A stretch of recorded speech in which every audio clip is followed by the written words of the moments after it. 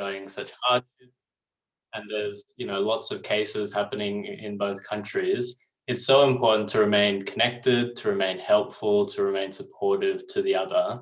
So yeah, it's just like that. Same as a friendship. You can't be there just in the good times. You have to be there for each other in the bad times as well. Thank you, Mas. And now I would like to hear from Abdur.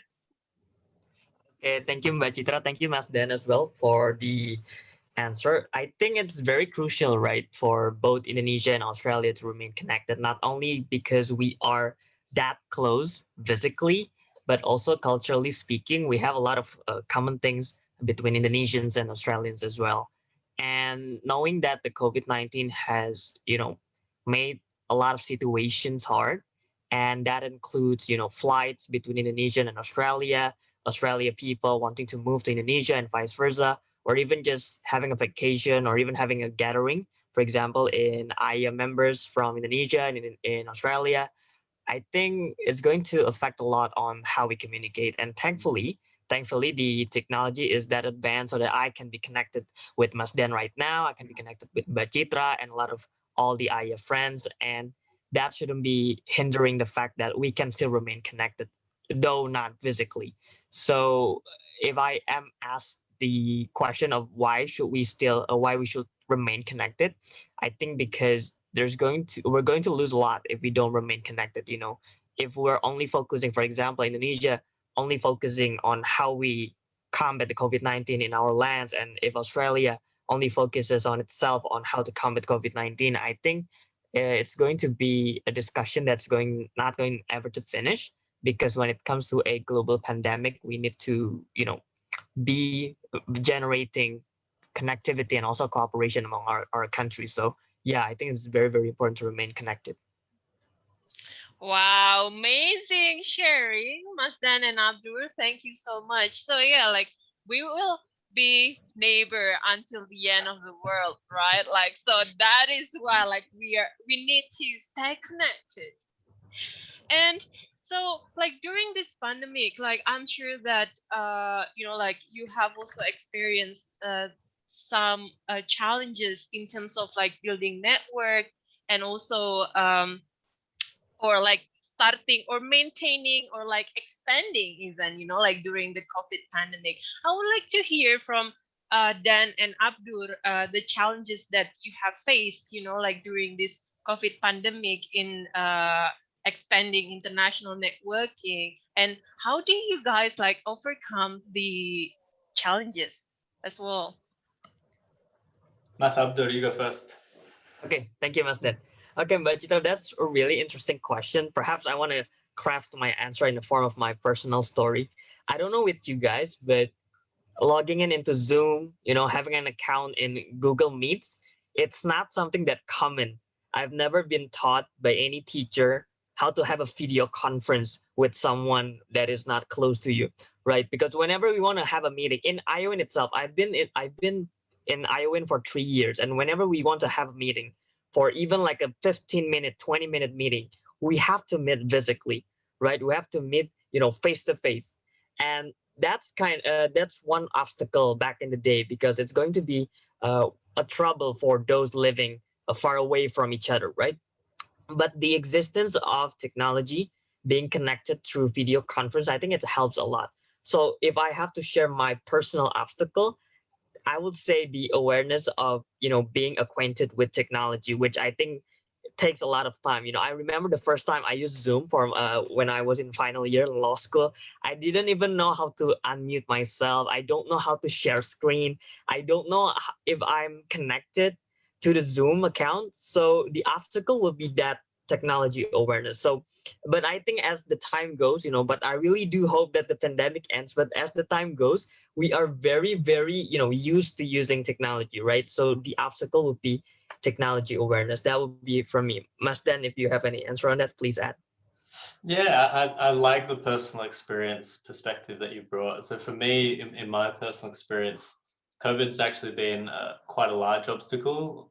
If you'd asked me a couple of years ago where would I be now in 2021, I would have hoped that I could have said I would have a job in Indonesia and I'd be working in Jakarta, for instance. But that couldn't happen because COVID-19 closed the borders.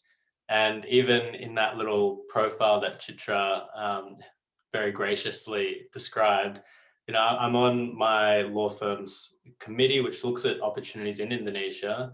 We had a planned joint event with an Indonesian law firm, which I was going to go to in Indonesia, and that got cancelled because of COVID-19. And I don't think we've had a meeting since, you know, a year and a half ago, because what are we going to meet about? There's no opportunities that we can go for in Indonesia anymore. So professionally, it's been really, really tough for me. It means that I have to do things like this. You know, I'm so grateful that I've got AIYA, where it's like, if it wasn't for this youth association, I wouldn't have any direct, you know, conversations with Indonesians day to day. So, you know, a way around some of these obstacles is really make sure you're doing multiple things, which can be tough. It's time consuming, it's a lot of effort.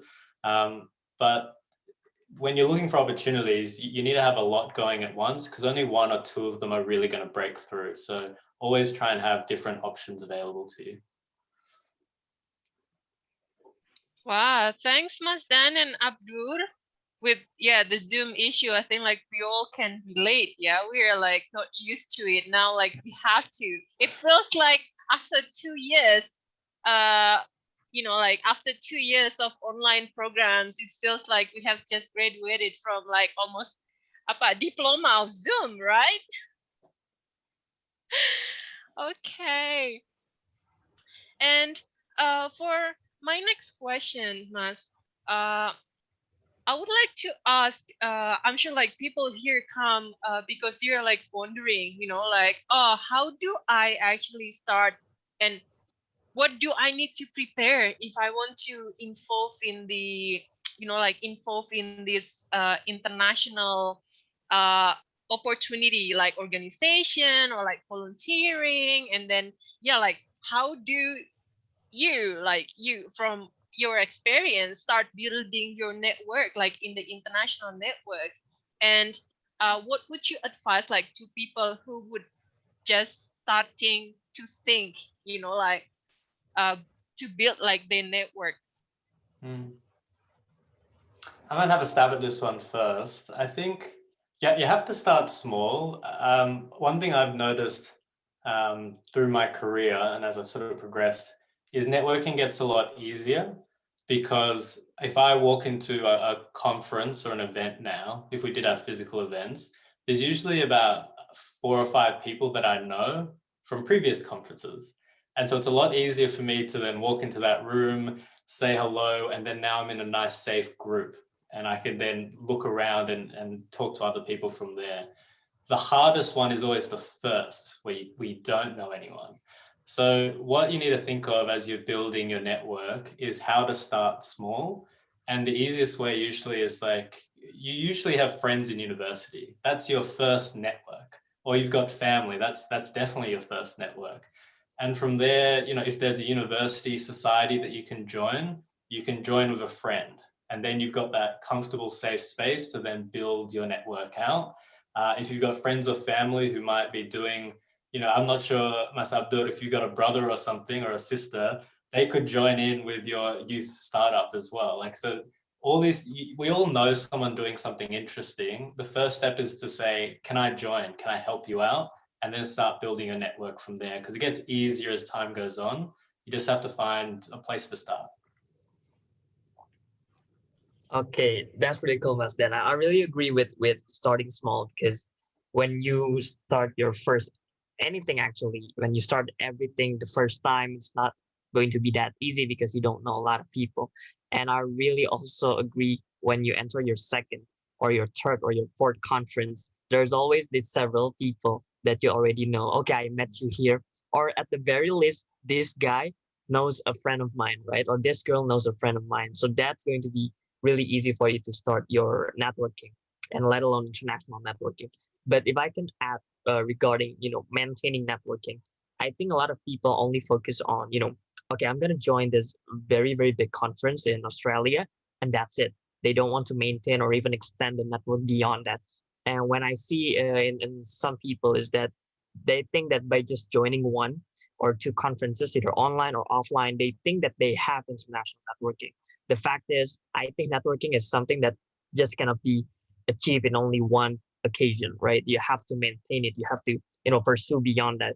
For example, my relationship with the organizers in IYOIN in this organization, Ian, for example, I've been working with Ian for more than 2 years, and now Ian is just extending his networking so that I can know Masden right now, I can know Mbak Citra right now, and I can know a lot of AIYA people, right? And that would not happen if I only know and want to know Ian for an exact 1 year, for example. And that's really important because from here, it's going to be another new connections after that. Perhaps Masden are holding an event, or Mbak Citra is holding an event, and then Mbak Citra wants to invite people from AIYA, or Masden wants to invite people from AIYA, and that's going to go from there, so on and so forth. So I think it's very important to make and maintain that connection. I think that's from. Wow, thank you. So not only creating but also maintaining connection is really, really good. I mean, really, really important. Something that we need to do, like keep doing, yeah. And what about like for those students, must I know that people, or like we have participants who are like not really confident with their language, and then like before they even start, they start like doubting, like, oh, should I join this, like Yeah. because I see these members, or like this community, they speak like fluent English, and I don't know, like I don't really know like how to speak English, and etc., etc., like, oh, they all like look cool, have a exchange experience. I'm just like going to uni and that's it, like for uh students, or like early young professional who have that thoughts, like what would you recommend? Okay, I'm gonna go first, or Masden, if you wanna go first. Nah. Okay. It's not a competition. Okay. So I just remembered one story of adaptation, right? But Yeah. Chitra's question is about how we first started and how we go on from there. I remembered joining. I was joining an English course. In Indonesians, it's very common for the parents to send their children to an Oh yeah. additional language course, right? Or we call it as bimbingan belajar, or bimbel, right? I remember in one particular bimbel, English bimbel, uh, I was taught for the first time. I was taught by native speakers, not from Indonesia. I cannot remember if he was Australian or somewhere from Europe. I can't remember, but it's either two of them. I remember when the class finishes, we do the salam thing. Mbak Citra, no, right? Every time the class finishes, we salam the teacher, right? And then Yeah. without the proper conscious, I did that with my native teacher, and my native teacher went shocked. And then the next day he told me, Abdur, why did you salam me, right? And I was, oh, I forgot. We're used to doing this with our teachers. And then he said, okay, you don't have to do that here. So it's super chill, super okay. If you just if you want to go to the toilet, just go to the toilet. If you want to go out, just go out. So that adaptation itself is it's not something that I was scared, but rather it keeps me excited because I want to know more, right? And I think this applies whenever you want to first learn English, or you want to conversate in English, right? The first thing that you have to do is to make mistakes. I think without making mistakes, it's going to be very hard for you to know what aspects that you can improve, right? So the first thing that you have to is to try and just make mistakes, as many as possible, because it's your first time. After that, you can maintain your competency in English. You can maintain your skills in other fields other than English, and I think that can expand your networking beyond your surrounding. I think that's from me. Untuk pertanyaan ini saya coba di bahasa Indonesia Okay. karena pasti saya malu juga ya, saya malu juga.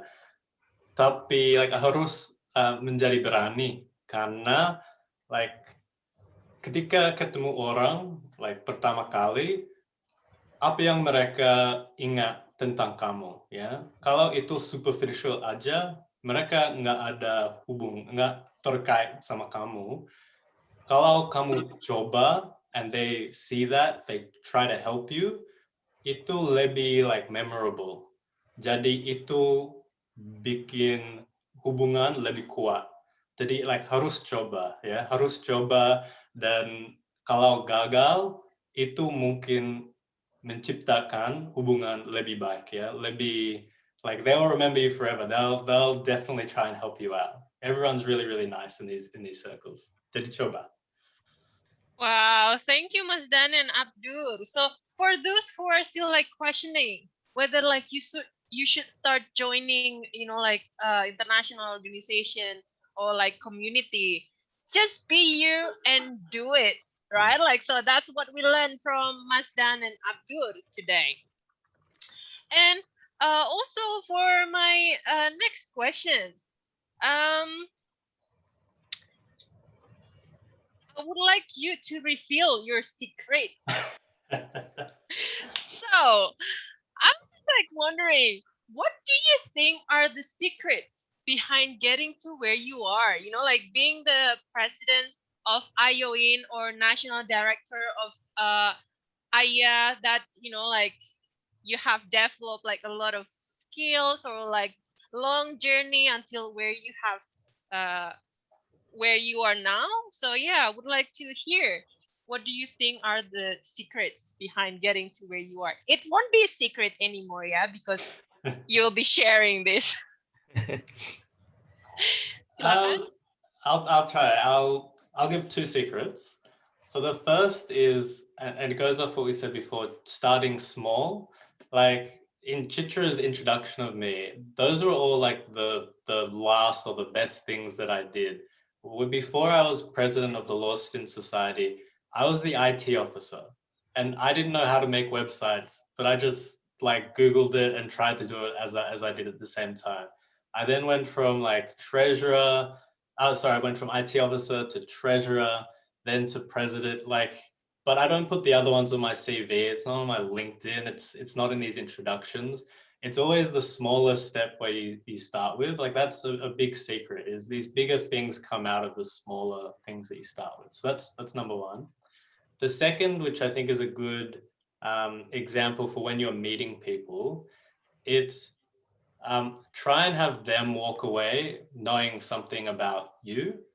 So rather than just getting a business card or a LinkedIn connection, like I really want to know something about Abdur at the end of this. Like I know now, like he went to University of Indonesia.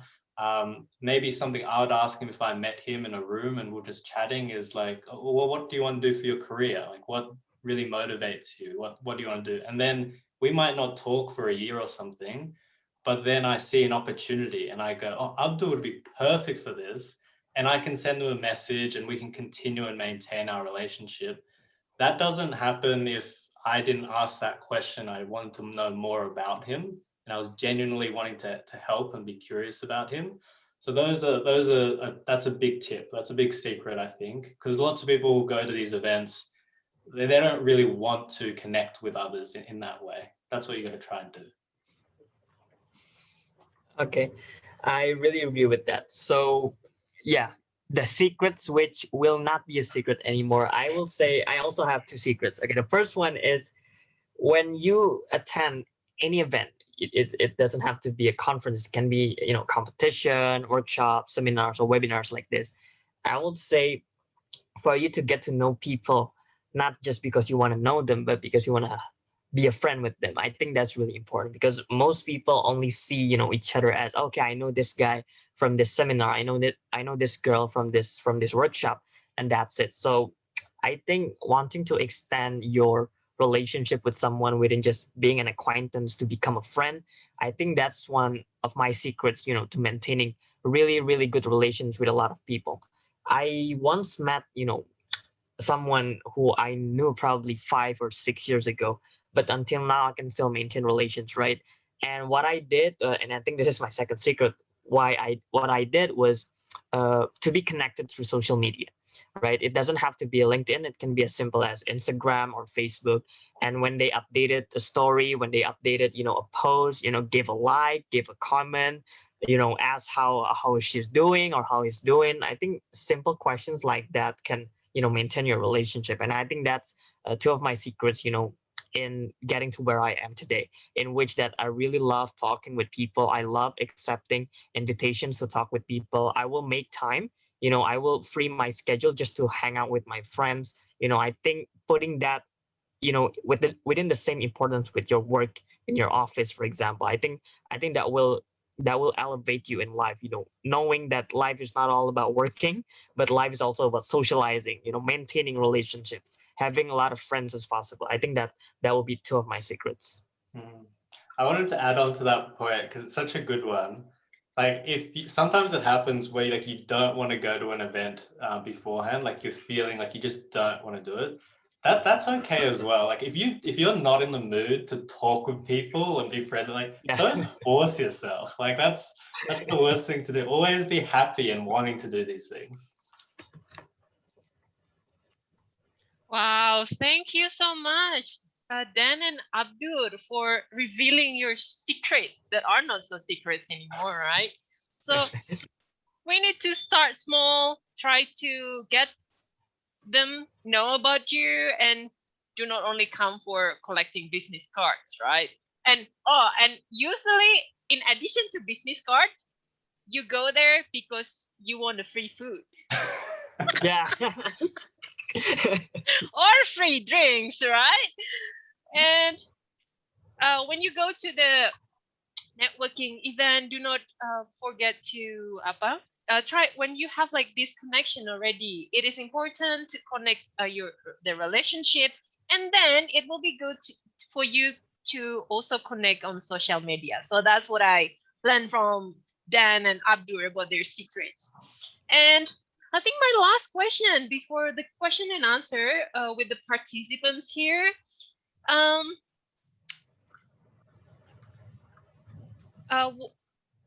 would like to ask about tips for getting the most out of a networking event. Like, what would you like recommend for us like to do in terms of like to get the most out of a networking event, and also maybe another tips like the attire that you would recommend as well to go like to networking event. So this is based on my personal experience like in Jakarta. So a friend of mine like invited like, oh yeah, come for a networking event. The dress code is casual, right? So it's a casual. When I got there, oh my god, like everyone was wearing like sharp banget jadi business attire, yeah. Like, oh no. Luckily at that time I was already prepared. So maybe you would like to share your experience and then also like trick and tips in this case. Thank you. Abdul, you go first. Okay, so attires, right? Okay, and also getting the most out of a networking event.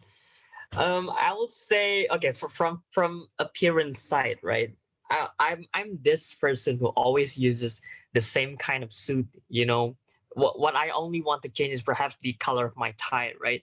So I will adapt my tie's color with the theme of the conference. For example, if the conference is all red, I will use a red tie, right? Or even if the conference is all blue, I will use a blue tie.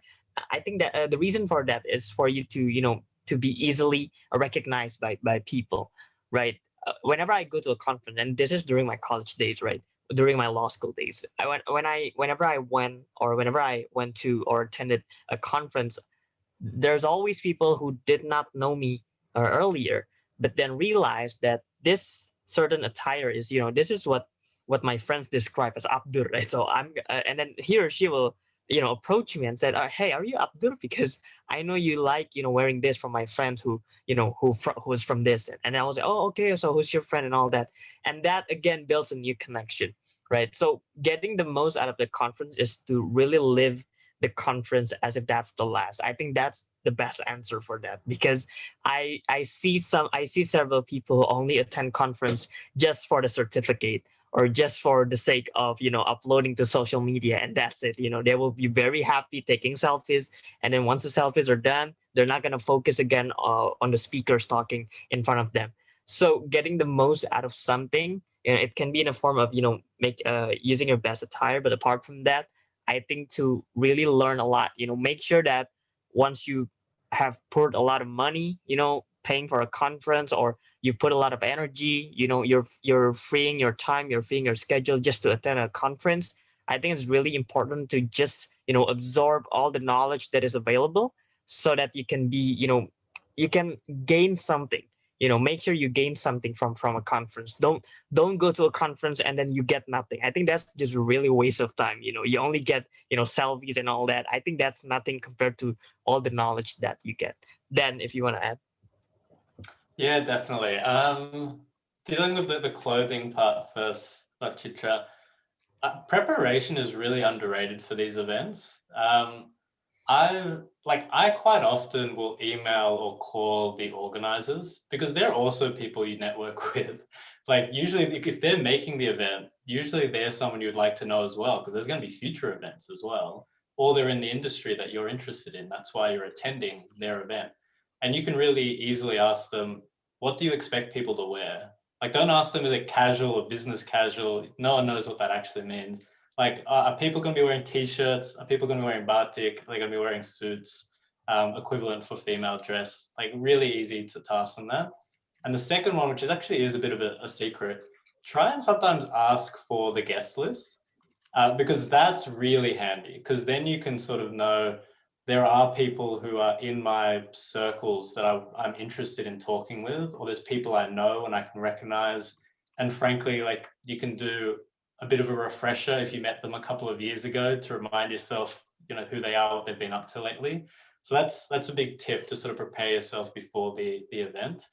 In terms of what I like to get out of it, it's changed. Earlier on, I was much more, like, I was trying to be sort of as brave as I could be. So I sort of set myself a challenge of try and talk to the most important person in the room. So if there was, in law, if there was a judge, I would make it a thing where I'd try and talk to them, because that's such a great experience.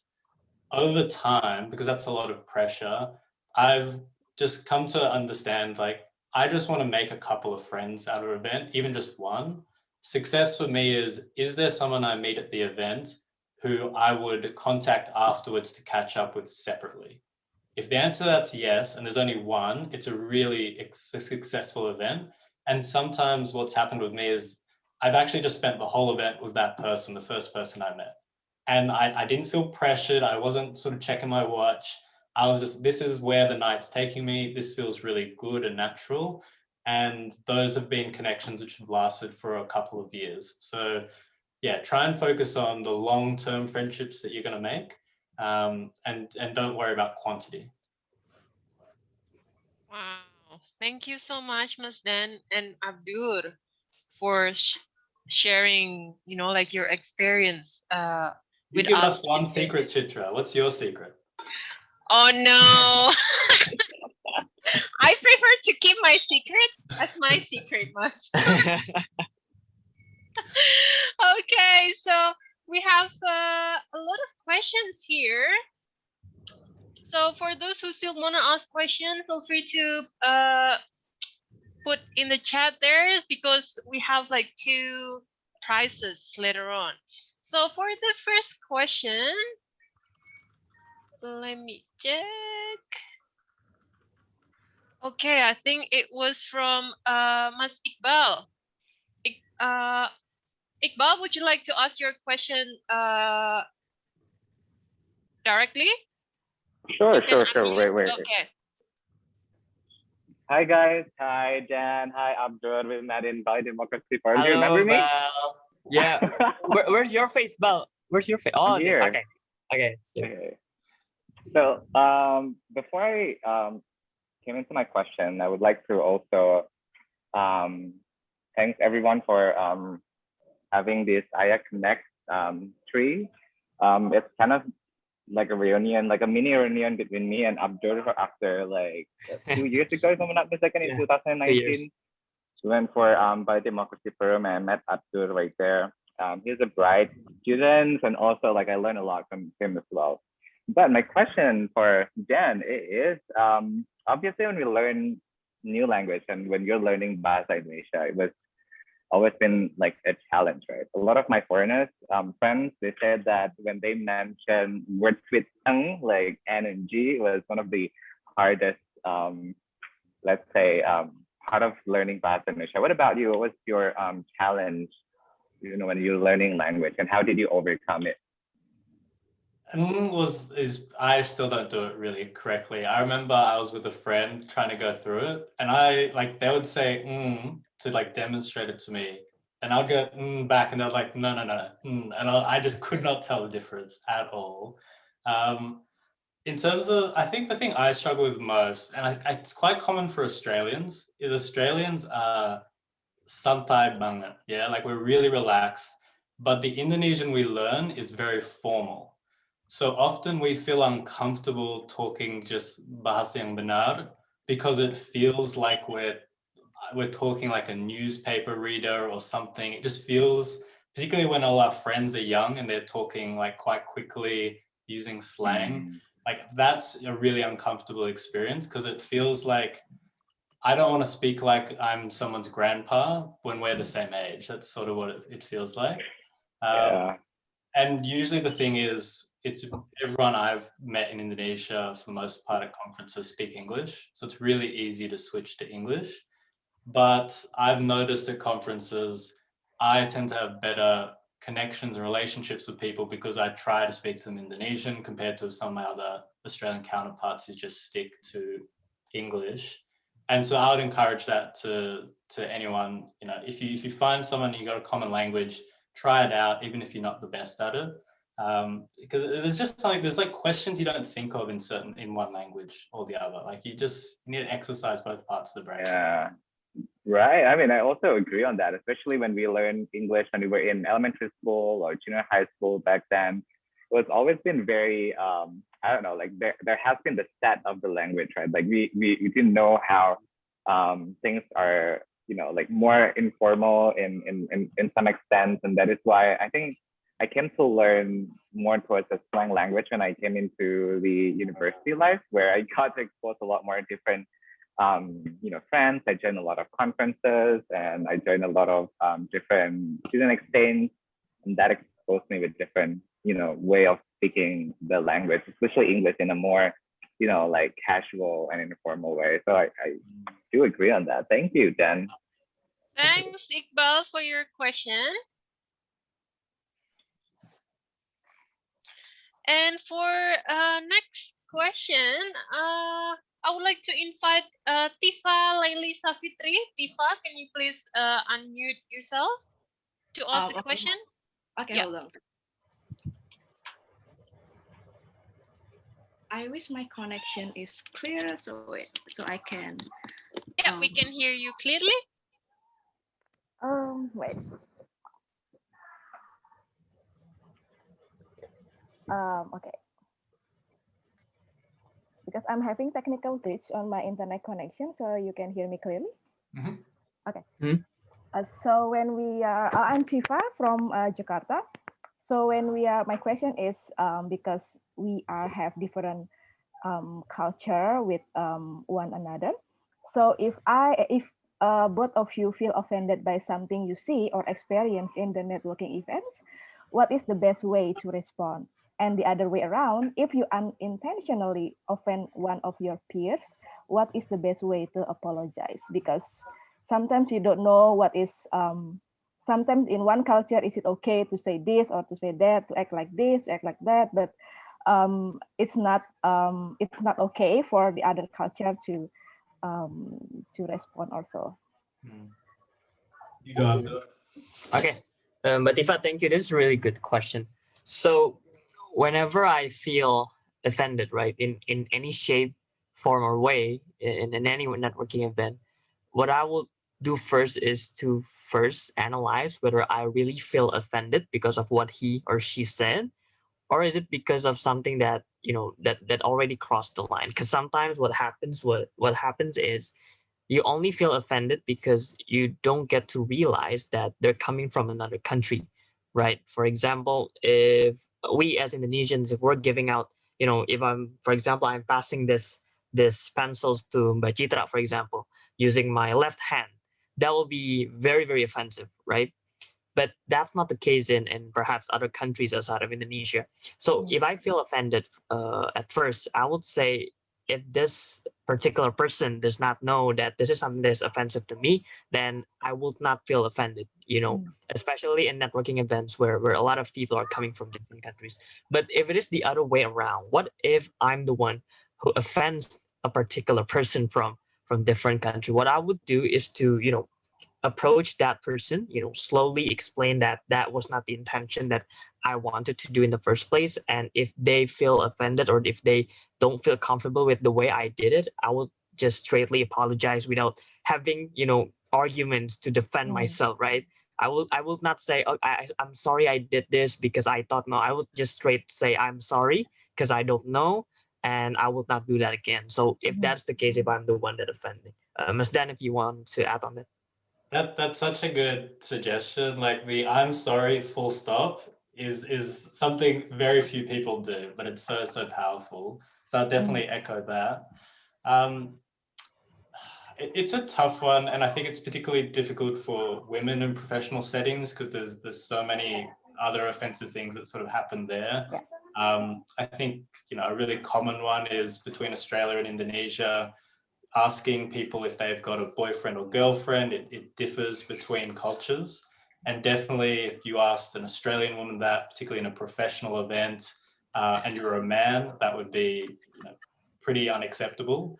So it's hard to, I find most people that goes to these events have some awareness of the cross-cultural differences. So really it's that second part of the question, which I think is really important. Like if you do unintentionally do it, you tend to pick it up on someone's face. Like they'll make a slight thing, the conversation will sort of get a little bit awkward.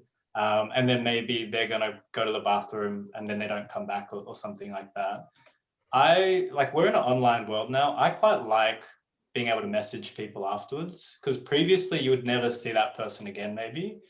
It's really easy to chat to a friend and say like, I want to send a message to this person. Can I just talk with you and we can come up with a nice message, a short message? And it would sound something like, hi, it was really great meeting you at the event yesterday. I just thought that maybe I might have upset you with this comment or something like that. Really sorry if that's the case, but would love to catch up and clarify if you like or something like that. And that's quite nice too. Okay, thank you, Mbak Thank Tifa, you. for your Yeah. question. And I think similar with Mbak Tifa's question here, we have Zahra and Ria. They are like asking question about the what for those who struggle like to socialize in this like networking event. What's the best thing to do? As in, like, what kind of like conversation to start that like we should do like in that networking event, and what not to talk about.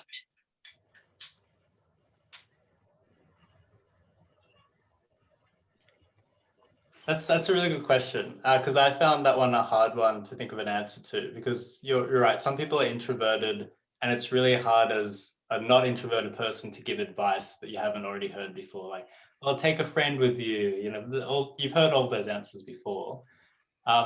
Thinking set questions and phrases are really useful and practicing them. I think of it a bit like chess. If anyone plays chess and you have different opening moves, the better players play the same opening again and again because they know where the failing points are and where the good points are. So I've got like generally a couple of questions I usually use. If you're not working, what do you do? Do you play a sport? Do you have a hobby? That's a really easy question. Another interesting one for me was like, when you were a child, what did you want to like be? What was the job you wanted to be as a child? Because usually that's very different. I meet a lot of lawyers at conferences no one generally wants to be a lawyer when they're 5 years old. So it's like really interesting. Like you'll find something real about them by that question. So like some little creative ones like that are a good way to start a nice open conversation. Don't do closed ones like, what did you do yesterday? Or how's work? Those are, you're not going to have fun conversations with those usually. Okay, I agree with that too. What I also do, just to pump up conversations, right? Mas Dan, if you already know this term in Indonesia, we call it basa-basi, right? Mbak Citra, basa-basi. There's a lot of Correct. things that, Small talk. there's a lot of things that we can start just by, having basa-basi, right? As simple as, hey, can I sit here? Or, hey, do you enjoy the speaker? Or, hey, do you get confused with what the speakers are saying? Sometimes that's what I did, well, during my time attending conferences. Sometimes I would just, approach someone immediately, right, and just ask this basa-basi question, and then from there sometimes the question goes on, without having a list of questions in mind. I just okay, this was her question, this will be my answer, and this will be my next question, will be her her next answer, and so on and so forth. So basa-basi, I think most Indonesians will see basa-basi as an ineffective way, right, to start communications. But when it comes to conferences where we don't know a lot of people, I think that's a good way to start. And from there, we can use questions that just Mas Dan just presented, questions that are not boring. Instead of asking how's work, you can just ask more interesting questions regarding someone's life without asking personal questions, because we only met them for like 5 minutes, right? So make sure to have that as a starter, and then the list of questions can start once you can start your conversation. That's a really good one. I actually wanted to add to that. Not only having the sort of questions, but having answers that you like. Some people wonder, how is someone such a good storyteller? You have those friends who are really good, and it's like they've told that story probably 50 times and they've like perfected it, and so one thing that I've learned to become better at is explaining my Indonesian heritage. Because like I didn't really put that up front. If I go to an Indonesian conference, I might mention it here or there. But now it's like, I'll pull out my driver's license and I'll have Joyo Suwoyo there. And the Indonesian's like, oh, he wasn't kidding. Like he's from Java. So like, I think of a conversation like a game of catch. You can't just keep throwing a ball at someone. At some point, like, you've got to receive it as well. You've got to give them some answers, tell them something about it yourself. So that's an important part of the conversation too.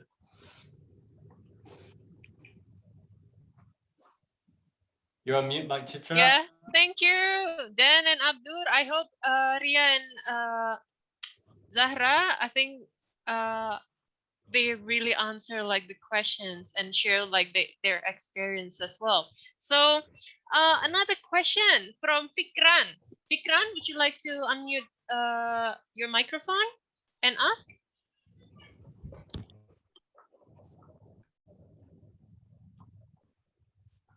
Oh, thank you, Mbak Citra. I'm actually a little bit shy because I'm really new here. I'm just asking for both Mas Dan and Mas Abdur, as we know that Indonesia and Australia really enjoy a long outstanding relationship. We both countries have a plan of action, as you guys know right now. But do you think that it is necessary for both countries to initiate travel bubble policy? As we know that a travel bubble policy is a travel corridors or corona corridors, which is essentially an exclusive partnership between two countries that have demonstrated considerable success in containing and combating the COVID-19 pandemic within their respective borders. Yeah, I think that is my question. Okay, thank you, Fikran. So travel bubble.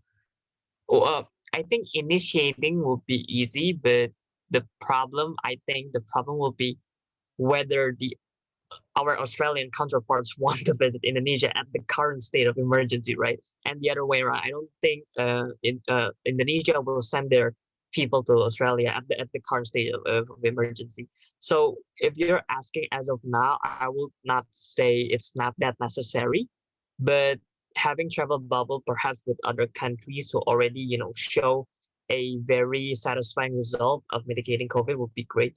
But personally speaking, I don't think Indonesia is at the current state. So probably no for now. Yeah, I agree. It's from Australia's point of view, I think we're really conservative. I've sort of only recently realized how conservative Australia is.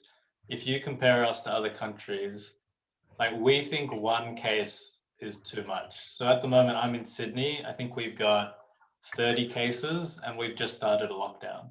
So like, if there's any cases, our governments are super quick to lock down. So I think it's going to be really tough politically to have a travel bubble. So I don't expect it to be anytime soon, which is really sad for me because I obviously want to be traveling to Indonesia as soon as I could. Okay, thank you, Fikran, for your question. You're welcome, Mbak Citra. And we have another question from Lara. Silakan. Yep. Oh, okay. So my question is, since the pandemic era, every conference is going online. Do you have like any tips to how we can build connection in online conferences? Like, how it's we have such as a participant, we have such minimal interactions with each other. Do you have any tips and tricks? Thanks. That's all. Okay, Lara, thank you for the question. So yeah, I'm gonna say online conferences they're very hard. It's a one hard thing for me. For someone like me who really loves direct interaction, it's hard to have a virtual interaction like this. I once attended a conference during my just weeks before my graduation. I attended a conference, and I just I only connected with perhaps 5 or 6 delegates out of 30 or 40 delegates. It's different with a conference which I once attended in Kuala Lumpur, Malaysia. There were perhaps 120 delegates, and I am confident to say that I almost connected with more than 100 of them. So what will be the challenge and how I think you can cope with that for online conference cases? I would say for you to as Masden has already explained, better to focus on the quality of the interaction instead of quantity, because not only that now it's virtual, but it's also hard for you, to be all out in knowing people from the conference, right? For I don't know with other people, but for me, as simple as asking the delegates' social media accounts, I will say Instagram at the moment, that will be one of the best ways, right? Because we Indonesians we love having follow backs from people, right? And we will be very happy to follow them back if they follow us. So asking their social media account will be one of the best ways. But apart from that, as simple as sharing your story with people, with full emotion, not trying to tell a story that perhaps that is not interesting. I think that's also one of the best ways to connect with people, mostly with people who are attending the same conference. That would be for me. I agree. It's been really tough. I don't think I've had what I would call a meaningful connection with a new person through these online events. It's just tough. So my first piece of advice would be to set your expectations a little bit lower, because there's just so much pressure when you attend these events. If you attend a webinar when you're not a panelist or anything like that, odds are on you're not going to make a connection. Like maybe you just ask the best question in the chat, but like it's just really tough if the odds are against you. So don't expect too much. Try and aim for more interactive events. So there's been some online conferences where you have breakout groups, you've got a small team of 5 or 10. Those are opportunities where you can make some more connections. And in those ones, I'd suggest being the person who says what not everyone is thinking but doesn't want to say, which is, can we all drop our WhatsApp or LinkedIn in the chat, and everyone will do it, like guaranteed, because everyone thinks the same thing. They want to connect as well, but no one wants to be the first person to say it. So just be that person. That's an advice I'd give. And then try and follow up from there. So if there is someone you find on an online event who's in your area, make the extra effort to maybe do a catch up. And if it's in one of those group settings and there's 3 or 4 of you in the same area, that's perfect, because you can have a mini conference at a cafe, and you might not gel with them, they might not be your best friends, but you have to go that extra step to make a physical interaction out of your online interactions. Thank you. Thank you, Lara, for your question. And I think really that's all from me today. I think you have answered a lot of question and also sharing all your amazing experience. And I think I will give it back to Ryan for continuing the event, like closing, and also we have a really exciting announcement. But before I give it back to Ryan, can we please give a round of applause for Masdan and Abdul?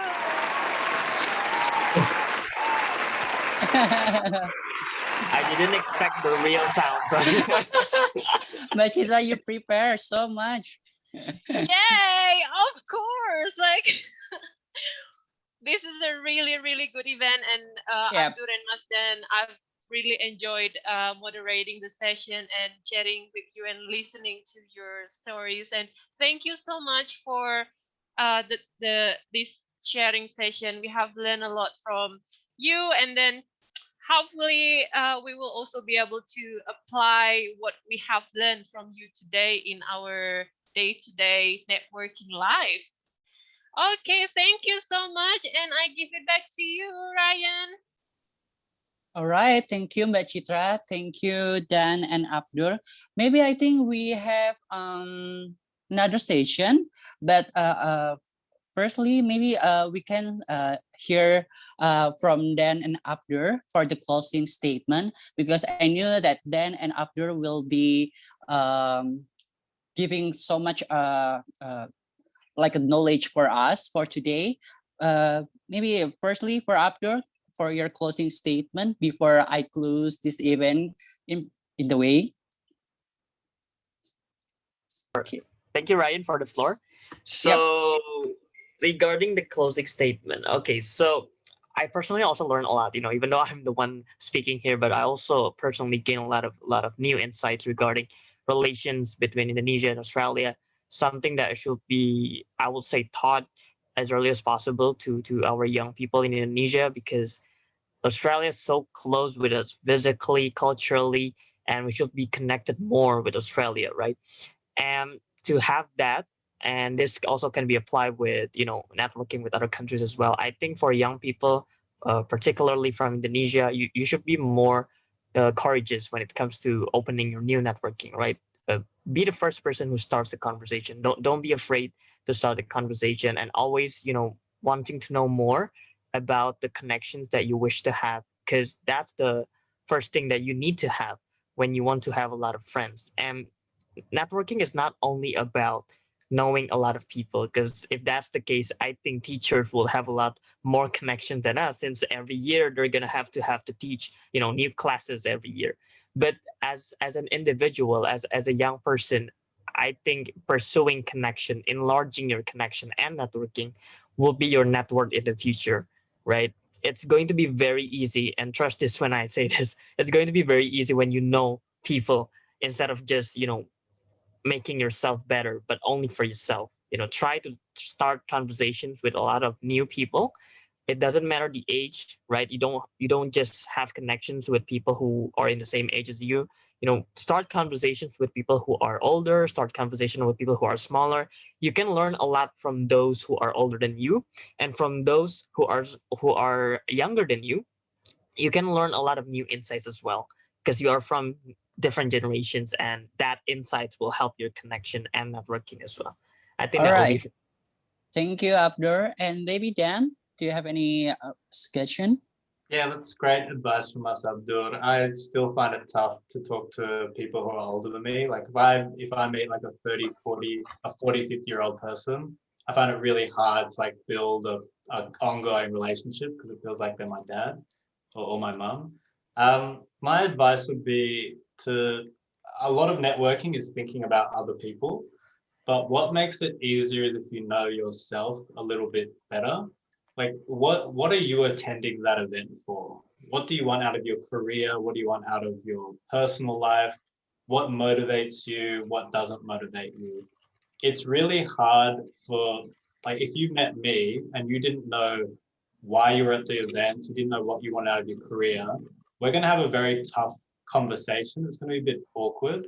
Whereas if, you tell me, I'm really passionate about, outer space, or I'm really passionate about the environment, I can suddenly help you, I can support you. So if you don't know your answer to those questions, that's the first thing you need to know about yourself before you start entering some of these conferences and some of these events.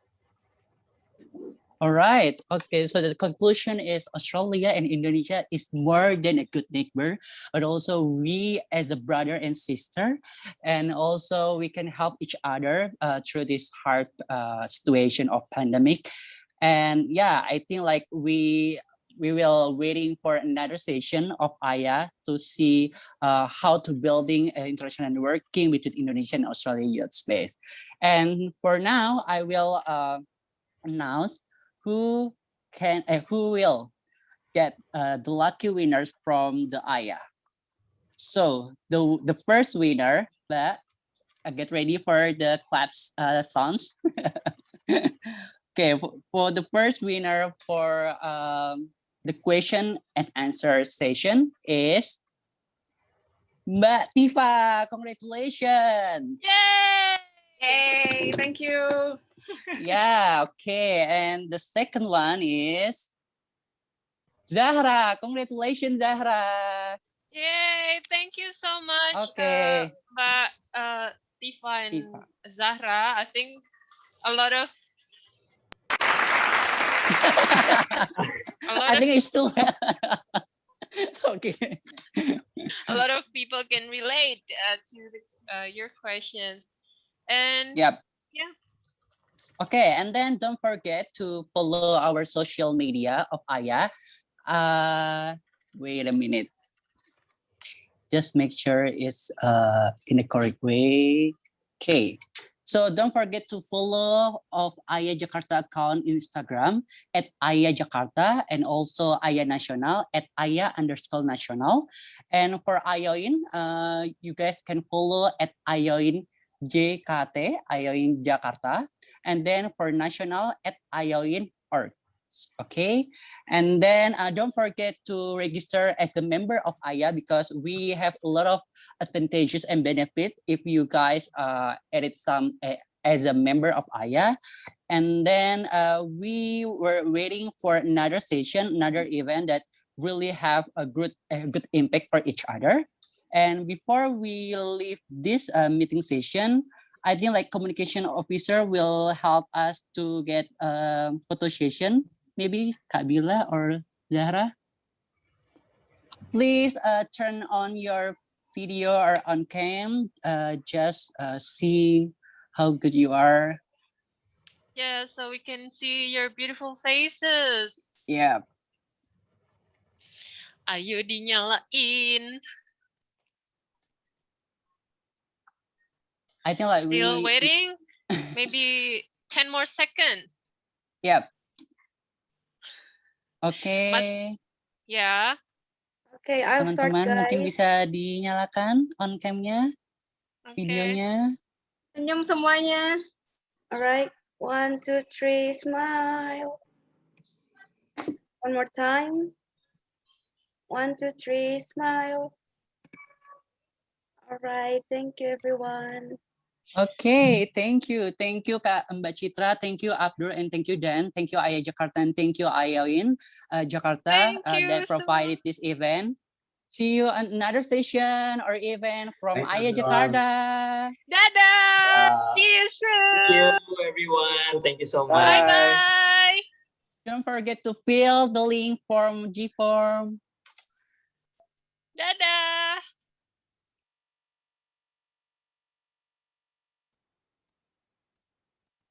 All right. Thank you, guys.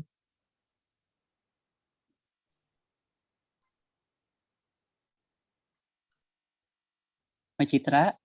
Yeah. Thank you so